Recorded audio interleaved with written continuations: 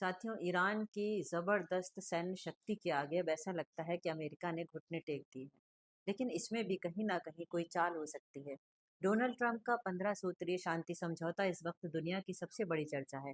लेकिन इसके पीछे खतरनाक चाल छिपी हो सकती है। अमेरिका इस समझौते के जरिए ईरान को बिना लड़े कमजोर करना चाहता है। अगर ईरान इसे मान लेता है तो उसे अपनी मिसाइलें और परमाणु प्रोग्राम खत्म करना होगा।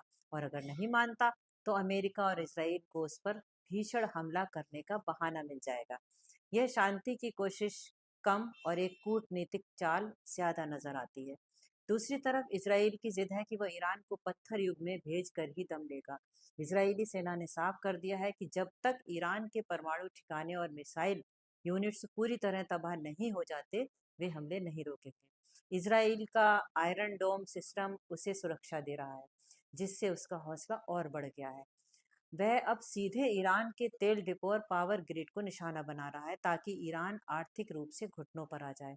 ईरान के अंदर के हालात अब काबू से बाहर शायद हो रहे हों, क्योंकि अंदर क्या हो रहा है सारी खबरें बाहर नहीं आती हैं।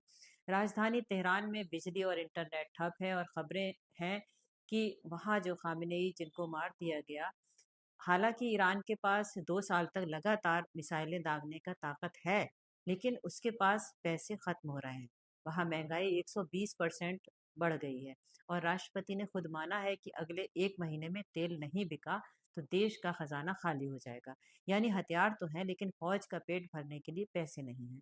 और इतना बड़ा नेतृत्व खोने के बाद अब दूसरा इतना बड़ा नेतृत्व कब मिलेगा, कैसे मिलेगा? भले ही मुज्तबा को सुप्रीम लीडर चुन लिया गया है, लेकिन वो कितना हरकत में है, ये अभी बाहर खबरें नहीं आ रही हैं।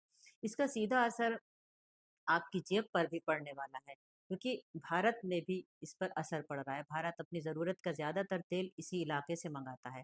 अगर इसराइल की जिद और ईरान का पलटवार इसी तरह जारी रहा तो भारत में पेट्रोल डीजल 20 से 30% तक महंगे हो सकते हैं। इससे ट्रांसपोर्ट महंगा होगा, और आपकी थाली की सब्जी और राशन की कीमतें आसमान छूने लगेंगी।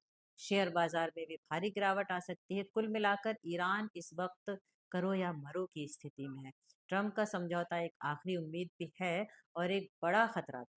अगर आने वाले कुछ दिनों में बात नहीं बनी तो 2026 का यह साल पूरी दुनिया की अर्थव्यवस्था को हिला कर रख देगा।